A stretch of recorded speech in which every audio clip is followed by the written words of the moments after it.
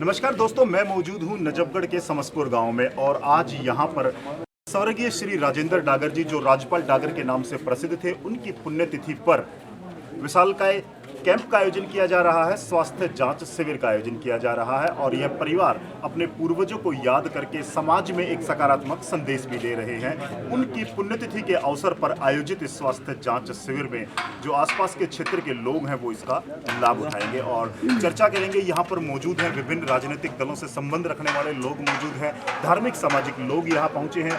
आपको थोड़ा सा मैं बता दूं कि राजपाल डागर एक सामाजिक व्यक्ति थे जो विभिन्न संस्थाओं से जुड़े रहे थे और हमेशा उन्होंने समाज हित की बातें की थी और आज उन्हीं की स्मृति में यह जो आयोजन किया जा रहा है, इसमें तमाम लोग मेरे साथ मौजूद हैं चर्चा करने के लिए। सबसे पहले सहरावत साहब है मेरे साथ, जो जननायक जनता पार्टी दिल्ली प्रदेश के अध्यक्ष भी हैं। स्वर्गीय राजपाल डागर जो हमेशा समाज हित में आगे रहे हैं, आज उनकी पुण्यतिथि है, आप क्या कहते हैं? राजपाल डागर हमारे जोनल जनरल सेक्रेटरी जी, भारतीय किसान यूनियन और मैं दिल्ली प्रदेश का प्रमुख सलाहकार प्रेस प्रवक्ता हम चौधरी महेंद्र सिंह टिकैत के साथ सारे भारत देश में किसानों के बारे में जाते रहे। इधर बेंगलोर, मैसूर, नासिक और जी JNK हम उनके साथ रहे। हम किसान के बेटे हैं और हम किसानों के साथ हैं। राजपाल भाई बहुत ही मेहनती थे, किसानों के हितैषी थे। आज उनकी पुण्यतिथि है, हम श्रद्धांजलि देते हैं और यहाँ सभी आयोजकों को नमस्कार करता हूँ। हम किसानों के साथ हैं। जी हाँ, यहाँ पर स्वास्थ्य जांच शिविर का आयोजन किया गया है। मेरे साथ कुछ राजनीतिक दलों से संबंध लोग भी हैं जो इस आयोजन में पहुंचे हैं, उनसे भी चर्चा करेंगे। डॉक्टर साहब, इस तरह के आयोजन समाज में एकता का संदेश भी देते हैं और उन लोगों को लाभ मिल पाता है जो दूर दराज क्षेत्र में जाकर के अपनी जो बीमारियां हैं उनका इलाज नहीं करा पाते हैं। वैसे सर्वप्रथम तो मैं चौधरी राजपाल डागर जी की पुण्यतिथि पर उनको श्रद्धासुमन अर्पित करता हूँ जी, और उनके परिवार के सभी पुत्र और अन्य जो परिवार है उसको मैं एक ये प्रोत्साहन के लिए मैं कहता हूँ कि इसी प्रकार आप भी उसी सीमा में रहकर और समाज के लिए अग्रसर रहें जी। और आपका अगला प्रश्न शायद किसान आंदोलन को लेकर है, जिस प्रकार से आप पूछ रहे थे। मेरा मानना है कि किसान आंदोलन जो आज इस परिप्रेक्ष्य में जो चल रहा है उसमें मेरी व्यक्तिगत राय ये है कि जो आंदोलन है उसकी आत्मा के साथ खिलवाड़ हो रहा है। एक सत्ता के विरोध में एक तरीके से, एक सुनियोजित तरीके से ये आंदोलन है। यदि इसमें आम जनमानस को इसके विधान ना हो तो हमें इससे कोई दिक्कत नहीं। अपनी बात कहने का लोकतंत्र में सबको अधिकार है, वो अपने तरीके से कहें, लेकिन आम जनता को या जो जनमानस जो रोज़ अपनी रोजी रोटी के लिए रोज़ सुबह से प्रयासरत है उसको व्यवधान ना हो। अपनी बात कहने का सबको अधिकार है, लेकिन सत्ता का विरोध करने का तरीका जो है वो और भी हो सकता था जिससे आम जनमानस परेशान ना होता। मेरे हिसाब से इसको तरीके को थोड़ा ठीक किया जाए तो किसी को विरोध नहीं। चलिए, सुखचंद जी क्या कहेंगे? आज इस अवसर पर पुण्यतिथि भी है और स्वास्थ्य जांच शिविर का आयोजन भी किया गया है। देखिए, राजपाल जी की वो आयु नहीं थी जिस आयु में वो हमें छोड़कर चले गए और सामाजिक ताने बाने को कैसे मजबूत किया जाता है और हर खुशी और गम में कैसे शरीक हुआ जाता है, ये अगर कोई प्रेरणा कहीं से हमें मिलती है तो राजपाल जी के द्वारा मिलती है। उसके बाद व्यक्ति का व्यक्तित्व पहचाना जाता है उसके परिवार के संस्कारों से। बहुत बढ़िया। राजपाल जी गुजर गए, वो चले गए, लेकिन वो एक संस्कारों की जो नींव अपने परिवार के अंदर डाल कर गए थे, आज वो एक वृक्ष के रूप में खड़ा होता जा रहा है। मैं आपको बताना चाहता हूं कि सामाजिक काम की जिम्मेदारी अगर किसी ने ली तो उनके ज्येष्ठ पुत्र विजय जी ने ली। वो विदेश में कहीं अपनी नौकरी किया करते थे, उसको तुरंत छोड़कर आकर समाज के उसी ताने बाने को मजबूत करने का काम किया। उनके दूसरे मंजिले जो पुत्र हैं वो अध्यापक हैं, फिजिकल टीचर हैं। उसके साथ साथ समाज के लिए कैसे समय निकाला जाए वो हम उनसे सीखते हैं। वो राष्ट्रीय स्वयंसेवक संघ के स्वयंसेवक हैं और लगातार समाज को मजबूत करने का काम करते रहते हैं। ऐसे ही सबसे छोटे लड़के, मैं जब राजपाल जी हमें छोड़कर गए तो मैं उनकी यात्रा में शामिल होने यहाँ पर आया तो सबसे दुखी, सबसे छोटा लाडला होता है तो सबसे दुखी मैंने किसी को देखा तो वो प्रवीण जी को देखा। लेकिन उन्होंने भी स्वयं को संभाला, पिता के मोह से निकले और निकलने के बाद आज युवाओं को एकत्रित करने का, संगठित करने का अगर कोई काम करता है तो मैं अपने छोटे भाई परवीन को उस रूप में देख रहा हूँ। तो ये परिवार एक संस्कारित परिवार है और संस्कारों के साथ साथ समाज को कैसे आगे बढ़ाना है, उस सारे समाज को आगे लेकर चलने का काम ये परिवार करता है। मेरी बड़ी शुभकामनाएं हैं और श्रद्धा सुमन है राज्यपाल जी को कि वो ऐसा बीज बो कर गए जो आगे चलकर एक वट वृक्ष के रूप में स्थापित होगा और समाज को संगठित करेगा। बहुत बढ़िया। अनिल जी क्या कहेंगे आज के इस जी से मेरा परिचय पिछले 15-16 साल से था और वो विभिन्न संगठनों से जुड़े हुए थे। मैं देखता था कि समाज की सेवा में तत्पर रहते थे और उनकी आज तीसरी पुण्यतिथि है। अभी उनके तीनों बेटे विजय जी, परवीन जी और नवीन जी समाज की सेवा में लगे रहते हैं निरंतर और उनके वचनों पर चल रहे हैं। जी मुकेश भाई क्या कहेंगे आज के इस विषय पर? सबसे पहले तो हम सभी परिवार के सदस्य बन के यहाँ पे आए हैं। आज कोई राजनीतिक रूप में यहाँ पे नहीं है। और ये उसी चीज़ से पता चलता है, आदमी जब यहाँ से चला जाता है अपनी यात्रा पूरी करके तो समाज उसको किस रूप में देखता है, किस तरह से उस परिवार के साथ बढ़ के समाज को आगे ले जाने का काम करता है। ये उनकी कार्यशैली से ही पता चलता है। सभी लोग, सभी विभिन्न राजनीतिक दलों के लोग अगर यहाँ पे आए हैं तो मेरा मानना यह है कि उन्होंने जब तक समाज के लिए काम किया वही संस्कार आज उनके परिवार में, उनके बेटे भी उसी राह पे चल रहे हैं और हम सब मिलके चाहते हैं कि ये परिवार ऐसे ही आगे बढ़ता रहे। हमारे लायक कोई भी ये आदेश देते हैं तो हम इनके साथ तन मन धन से खड़े होते हैं और उनके पिताजी के नाम पे एक द्वारका नाम भी रखा गया है। तो किसानों के तो मसीहा थे ही वो, लेकिन देहात के लिए जितना उन्होंने काम किया आज वो सब हमारे लिए एक प्रेरणा का स्रोत है और उसी को आगे बढ़ाने के लिए हम यहाँ पे आए हुए।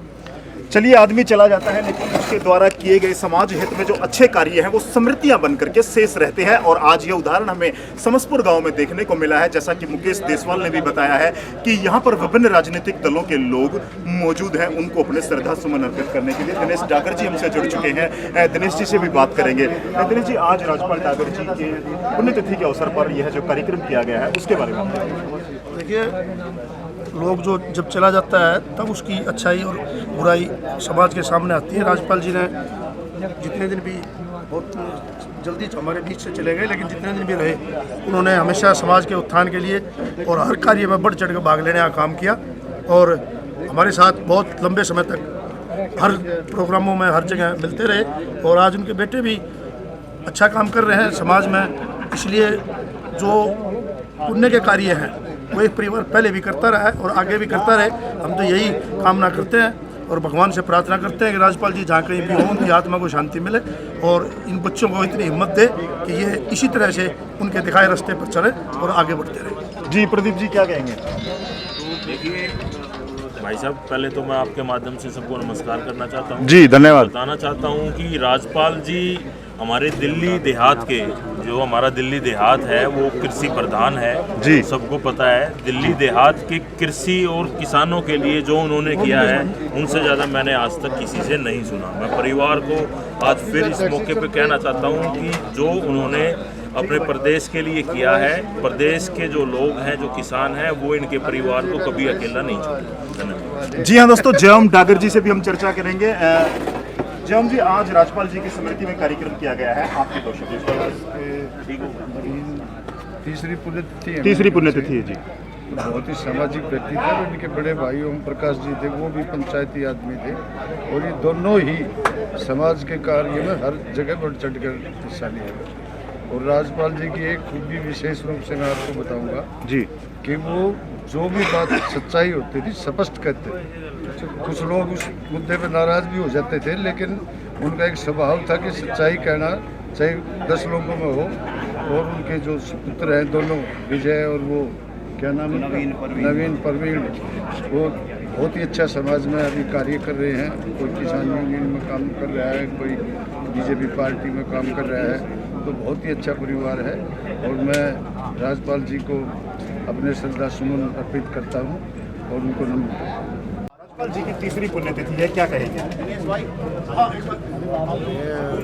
एक मुबारक है, बच्चे बहुत अच्छा काम कर रहे हैं और आगे भी करते रहे जी। ये राज्यपाल जी सामाजिक के जीव थे, बहुत बढ़िया आदमी थे, मदद करते थे, हर काम में आगे रहते थे, भाइयों में बड़ा प्रेम था उनका। और अचानक मालिक ने उनकी कुछ टाइम लगा, तीसरी उनकी वो पुण्यतिथि है, इतना ही है सर। जी, स्वास्थ्य जांच शिविर का आयोजन किया गया है, फ्री हेल्थ चेकअप कैंप, और यह समर्पित किया गया है चौधरी राजेंद्र सिंह जी जो राज्यपाल जी के नाम से जाने जाते थे, उनके पुत्रों के द्वारा आज यहाँ पर यह कार्यक्रम किया गया है। जान लेते हैं, क्या कहेंगे?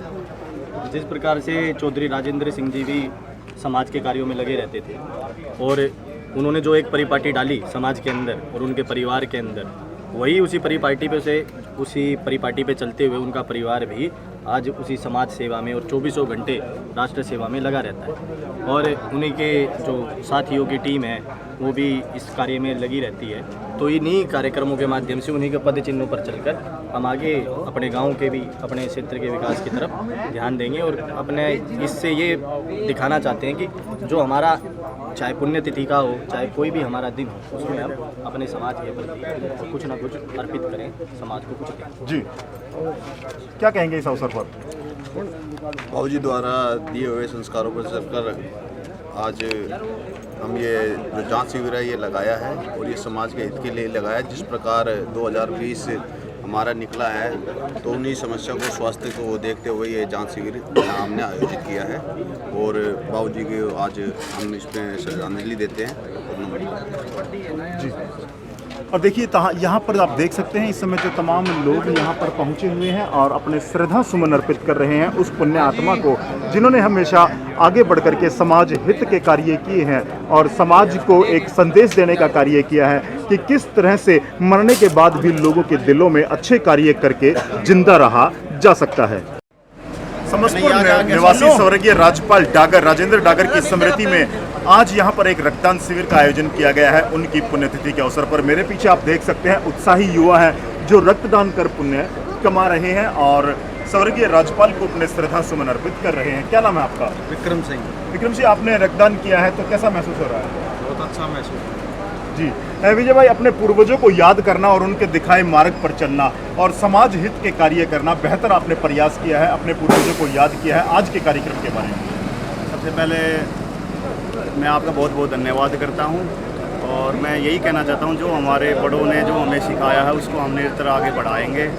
और हमारे पिताजी यही कहते हैं कि हमसे समाज नहीं है, हम समाज से हम हैं और निरंतर ही समाज में जो हो सके वो बढ़ चढ़ के इसमें भाग लेना चाहिए और निरंतर ही हम अब आशा करते हैं कि ऐसा ही आगे उनके पच्चीनों पे चल के हम आगे काम करते हैं। तो आज किस किस तरह के कार्यक्रम किए गए हैं? क्या क्या जो निःशुल्क अपने हेल्थ चेकअप कैंप लगाया उसमें क्या क्या सुविधाएं हैं? हाँ, आज हमने निःशुल्क कैंप लगवाया जिसमें x-ray, ECG, ultrasound, BP, sugar सब फ्री कर गांव के जितने भी गणमान्य व्यक्ति हैं, जो लेडीज़ हैं जो जा नहीं सकती हॉस्पिटल में, उनके लिए उपलब्ध करवाया गया, फ्री सेवा है।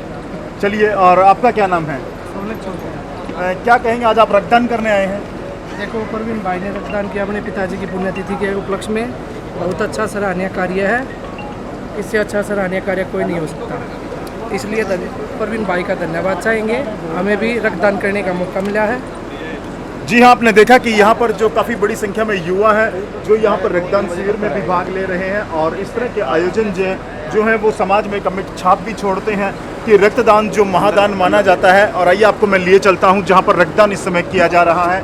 तमाम जो साथी हैं वो यहाँ पर रक्तदान कर रहे हैं। पूरी जो प्रोसेस है उसके जरिए यहाँ पर समस्तपुर गाँव में जो रक्तदान